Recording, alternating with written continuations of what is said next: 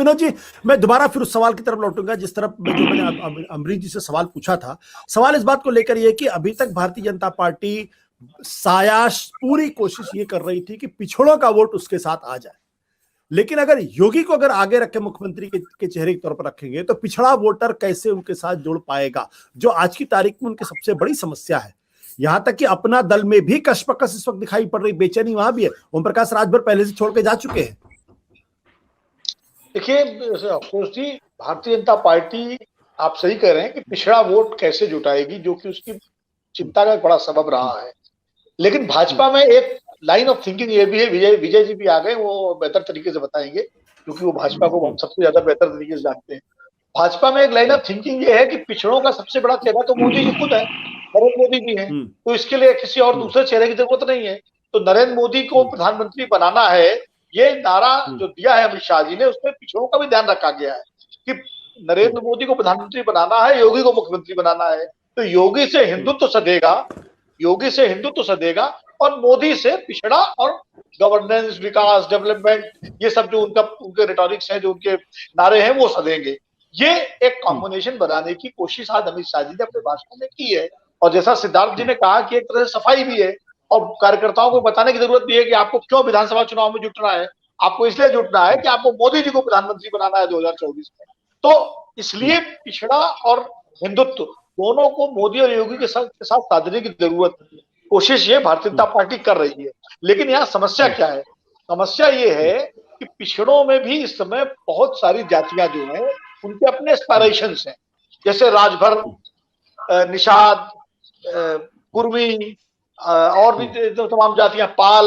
अभी आप देखिए जो मूवमेंट हो रहा है पिछड़ी जाति के नेताओं का, किधर हो रहा है। अनुप्रिया पटेल और संजय निषाद तो बीजेपी के साथ गए, एक मूवमेंट हुआ। लेकिन उसके बाद ओम प्रकाश राजभर, सुखदेव राजभर, लालजी वर्मा और राजाराम पाल, फिर इधर जाटों में हरिंदर मलिक कांग्रेस से, और ये उनके बेटे पंकज मलिक, ये सब कहाँ जा रहे हैं? ये सब समाजवादी पार्टी की तरफ जा रहे हैं।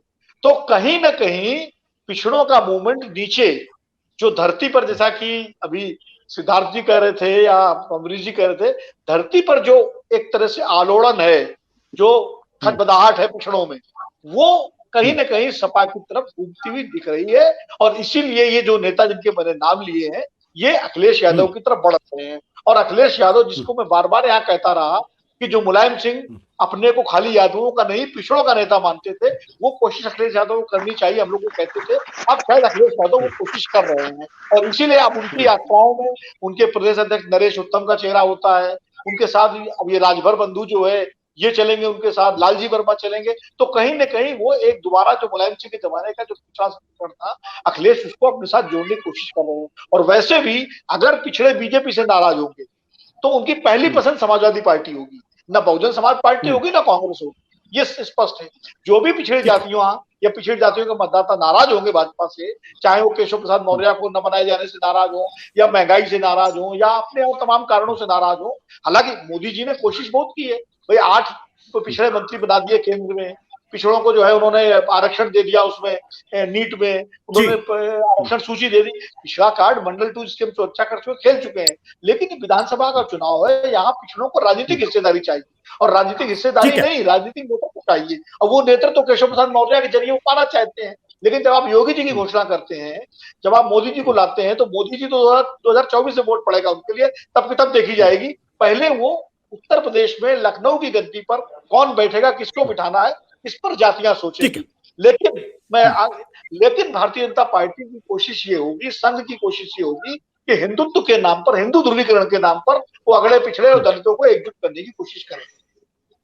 बिल्कुल। विजय जी, क्या ये रणनीति कामयाब होगी? क्या आपको लगता है ये कामयाब होगी कि मोदी के नाम पे पिछड़ों का वोट ले लीजिए, योगी के नाम पे हिंदुत्व का वोट ले लीजिए? नहीं, मोदी जी को लेकर तो रणनीति में हिंदुत्व और पिछड़े दोनों अलग अलग है नहीं। वो तो सब कुछ इसमें शामिल है, हिंदुत्व भी शामिल है, दलित भी शामिल है, पिछड़े भी शामिल है। ये जो अमित शाह साहब की जो स्ट्रेटेजी है, वो विनोद जी जिस तरह से कह रहे हैं, सिद्धार्थ जी जो कह रहे हैं, वो बात ठीक है कि मोदी जब कार्ड है तो उनको अगर जिताना है, चाहे वो चुनाव 2024 में हो, तो उसका एक जो फर्स्ट स्टेप है या सप्लीमेंट्री जो एग्जाम है या फर्स्ट सेमेस्टर है, वो उत्तर प्रदेश का चुनाव जीतना है। तो मोदी जी के साथ अगर चलना है, मोदी जी को अगर जिताना है, मोदी जी को फिर से प्रधानमंत्री बनाना है, तो जरूरी है कि यहाँ पर सरकार बनाई जाए। ठीक है, तो इसलिए, और मोदी जी को लेकर ये कहा जाए कि नहीं वो हिंदुत्व का वोट मोदी जी को नहीं मिलेगा, केवल पिछड़ों के नाम पर वोट मिलेगा, ऐसा है नहीं। वो तो ओवरऑल जो भारतीय जनता पार्टी का जो भी वोट है, केवल कार्यकर्ता का नहीं, जो भी वोट मिल रहा है वो मोदी को मिलना ही है। लेकिन उसी का हिस्सा योगी जी को भी मिल जाए, उसमें से जो पिछड़े लोग, दलित लोग जो हट रहे हैं, जो समाजवादी पार्टी के साथ जा रहे हैं या दूसरे के साथ जा रहे हैं, उसका कुछ हिस्सा वापस आ जाए कि भाई मोदी को जिताने का ये हिस्सा है, इसलिए इनको जिताना जरूरी है। तो वो एक स्ट्रेटेजी हो सकती है। इसलिए अमित शाह जी ने आज 2014 के चुनावों को भी याद किया, 2017 के चुनावों को भी याद किया, 2019 को भी, क्योंकि वो सोशल इंजीनियरिंग उन्होंने उस समय की थी और उन सारे पिछड़े नेताओं को इसमें शामिल किया था। तो वो सारी एक्सरसाइज इसमें लगातार कर रहे हैं। भारतीय जनता पार्टी का एक तो पहली बात जो विनोद जी कह रहे हैं वो वही सही बात है कि वो पिछड़ों के नेता नरेंद्र मोदी से बड़ा कौन है, हाथी के पैर में सबका पैर है। ठीक है, तो वो एक बड़ी बात है। दूसरी बात, अगर आप नहीं भी मानते तो भी योगी जी चीफ मिनिस्टर है, जिसका हम लोग पहले भी जिक्र कर रहे थे कि वो मुख्यमंत्री के उम्मीदवार होंगे। क्या उनकी जगह दूसरे को बनाया जा सकता है? मुख्यमंत्री पद का चेहरा या फेस वो संभव ही नहीं है।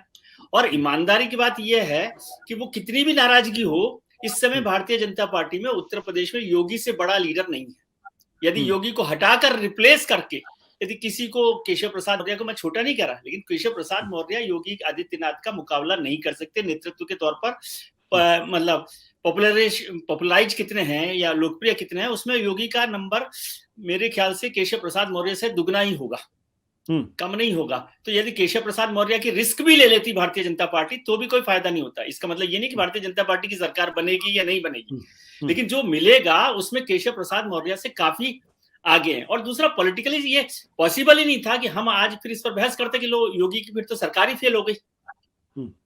योगी के चेहरे को नहीं लेने का मतलब है कि पहले चुनाव से पहले ही आप तय कर देते कि भाई भारतीय जनता पार्टी ने मान लिया कि वो सरकार फेल है, तो इसलिए ये पॉसिबल नहीं था। अब उसमें से कैसे रास्ता निकाल सकते हैं, इसीलिए शायद अमित शाह ये सारी एक्सरसाइज कर रहे हैं। खुद प्रधानमंत्री लगातार, मतलब इतने दौरे उन्होंने कर लिए हैं, अभी पिछले हफ्ते भी 2 बार वो वहां गए हैं, फिर लगातार कोशिश कर रहे हैं। तो मोदी जी का एडिशनल वोट को किस तरह से जोड़ा जाए, मतलब मोदी जी का हिस्सा मुझे जो समझ में आ रहा है अभी भारतीय जनता पार्टी की स्ट्रेटेजी में, वो ये है कि जो नाराज है, पिछड़े और SC ST दलित जो भी नाराज हैं, वो मोदी जी के नाम पर जितने वापस आ सकते हो या जितने रुके रह सकते हो उन्हें रोका जाए। ठीक है, अमरीश जी, क्या ये जो करे कि मोदी जी के नाम पे अभी भी उतना ही जादू चल रहा है या नहीं चल रहा? क्योंकि मुझे याद है कि विजय जी ने वो स्टोरी हम लोगों को बताई थी कि भाई अब मोदी जी को सामने रख के चुनाव नहीं लड़ा जाएगा, क्योंकि वो जब स्टेट के अंदर जब आप लड़ते हैं तो वो लगभग आप उनको छोटे लेवल पे लेके खड़ा कर देते हैं। जी, मैंने अभी कहा भी था, इसका जिक्र 2 चीजें बड़ी साफ कर दी आज। एक तो योगी आदित्यनाथ जो है वो मुख्यमंत्री पद का चेहरा होंगे, इसका मतलब कोई पिछड़ा मुख्यमंत्री अब नहीं बनने जा रहा है, पहली चीज। दूसरी चीज, पिछड़ों का अगर कोई चेहरा उत्तर प्रदेश में अभी भी सबसे ऊपर माना जा रहा है वो अखिलेश यादव का है। तो पिछड़ों का वोट जिस तरीके से जा रहा है उसको लेकर के हमें लगता है अगड़ों का वोट बचाने की जो कवायद है वो योगी के नाम पे हो सकती है, ये मुझे लग रहा है। और पिछड़ा, जहां तक मोदी जी की बात है, मोदी जी का करिश्मा अब वैसा करिश्मा नहीं है जो 2014 का था, 2019 का था, 2017 का था उत्तर प्रदेश में। अब उस करिश्मे के अंदर वो करिश्मा एक तरीके से दरकने लगा है, खिसकने लगा है। ये हम देख रहे हैं, पिछले कई राज्यों के आप चुनाव देख लीजिए, हर जगह तो मोदी जी चुनाव लड़ते हैं, चाहे वो आंध्र प्रदेश का चुनाव हो, आंध्र प्रदेश के एक म्युनिसिपल कॉर्पोरेशन का चुनाव हो, बाकी जगहों के राज्यों के चुनाव हो, हर जगह मोदी जी का चेहरा था। तो मोदी जी की लोकप्रियता में एक तरीके से गिरावट दिख रही है, जो समझ में आ रही है, जो तमाम संकेत मिल रहे हैं। तो मोदी जी से पहले योगी जी को संभालना भारतीय जनता पार्टी के लिए बहुत जरूरी था, क्योंकि पता चला पिछड़े तो जा रहे हैं, अगड़े न चले जाए इस चक्कर में। तो आज की जो बात है उससे बहुत साफ कर दिया भारतीय जनता पार्टी ने कि पिछड़ा मुख्यमंत्री नहीं बनेगा। अगर आपको पिछड़ा मुख्यमंत्री देखना है तो प्रधानमंत्री में देख लीजिए। अभी तक तो केशव प्रसाद मौर्य होते थे, अभी तक बहुत सारे उनके दूसरे नेता होते थे, लेकिन साफ कर दिया। ये साफ है कि समाजवादी पार्टी जिस अंदाज से चल रही है, पिछड़ों को लेकर के, पिछड़ों का एक तरीके से गठजोड़ बना रही है, उसको लेकर के थोड़ी सी भारतीय जनता पार्टी इस समय आशंकित है और अब वो अगड़ों पे ज्यादा फोकस करेगी।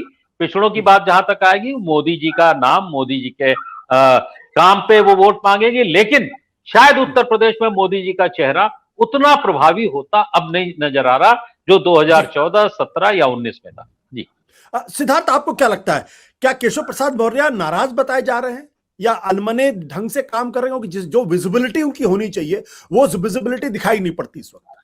आपको अपने को अनम्यूट करना पड़ेगा सिद्धार्थ जी। देखिए, नाराज तो वो पिछले करीब 4.25 सालों से हैं, जब से उनको मुख्यमंत्री नहीं बनाया गया है। रिश्ते भी सहज नहीं रहे हैं। हाँ, जून में जो सरकार पर संकट था, मतलब सरकार के चेहरे पर बात हो रही थी, उसके बाद जो तमाम बैठकों के दौर चले थे, उसके बाद कुछ सक्रियता उन्होंने जरूर दिखाई थी और एक बहुत अथॉरिटेटिव तरीके से उन्होंने पार्टी के लिए और संगठन के, सरकार के लिए इस तरीके से काम करते दिखने लगे थे। लेकिन पिछले 1-2 महीनों से एक बार फिर से ऐसा दिख रहा है, खास तौर पे जब से भारतीय जनता पार्टी, देखिए अभी ये कह रहे थे ना कि पिछड़ों के लिए, अगड़ों के लिए क्या करेगी, पिछड़े जा रहे हैं तो अगड़ों को बचाने के लिए। देखिए, भारतीय जनता पार्टी ने जो 2019 में किया था, जो 2017 में किया था, वही इस बार भी कर रही है। अगर आप देखें, बल्कि पिछली बार से ज्यादा कर रही है। पिछली बार 27 सम्मेलन किए थे अलग अलग जातियों के, इस बार 32 सम्मेलन हो रहे हैं और लगातार एक दिन में, आज कल 3 सम्मेलन हुए थे। आज मैंने नहीं देखा, लेकिन हर दिन उनके अलग अलग जातियों के सम्मेलन राज्य पे स्तर पे हो रहे हैं और इन्हें मंडल के स्तर पे भी करने की बात चल रही है। तो कर तो वो रहे हैं। अब ये अलग बात है कि बार बार वही काट की हांडी नहीं चढ़ रही है या एक ही रिकॉर्ड बार बार नहीं बजना सुनना पसंद कर रहे हैं। और केशव प्रसाद मौर्य के एक खास बात ये भी है, पिछली बार या 2019 के लोकसभा चुनाव में जितने पिछड़े वर्ग के जातियों के, पिछड़ों के अलग अलग जातियों के सम्मेलन हुए थे, उसके प्रमुख हिस्से, उसके प्रमुख चेहरा केशव प्रसाद मौर्य बनाए जाते थे। वही उनको संबोधित करते थे। कई सम्मेलन तो मेरी जानकारी में है कि जो अकेले उनके दम पर ऑर्गेनाइज किए गए थे अलग अलग जातियों के। लेकिन इस बार ऐसे कई पिछड़ी जातियों के सम्मेलन हमने देखे हैं जहां केशव प्रसाद मौर्य का कार्यक्रम ही नहीं लगा या वो गए ही नहीं। तो इस बार केशव प्रसाद मौर्य कहीं ना कहीं पिछले 2 महीने से धीरे धीरे हमें नेपथ्य में जाते दिख रहे हैं। उस तरीके के एग्रेसिव जो बयानों से शुरुआत की थी उन्होंने, जिस तरह से इस बार जो है वो 300 से ज्यादा या 350 से ज्यादा, ये सबसे पहले केशव प्रसाद मौर्य ने ही कहा था जब मुख्यमंत्री बदलने की बात चल रही थी और दत्तात्रेय होस बोले के साथ राधा मोहन सिंह, बीएल संतोष वगैरह की बैठक हुई थी। वहां से निकलने के बाद एकमात्र वही व्यक्ति थे जिन्होंने निकल के ये बयान दिया था। लेकिन अब उनकी जो शिथिलता दिख रही है, उससे लगता है कि उन्हें पता है अब कि ना तो वो चेहरा होने जा रहे हैं और ना आगे आने वाले जो परिस्थितियां हैं उनमें उनको मुख्यमंत्री के तौर पर पेश किया जाएगा। सत्य हिंदी का ऐप डाउनलोड करें गूगल प्ले स्टोर पर।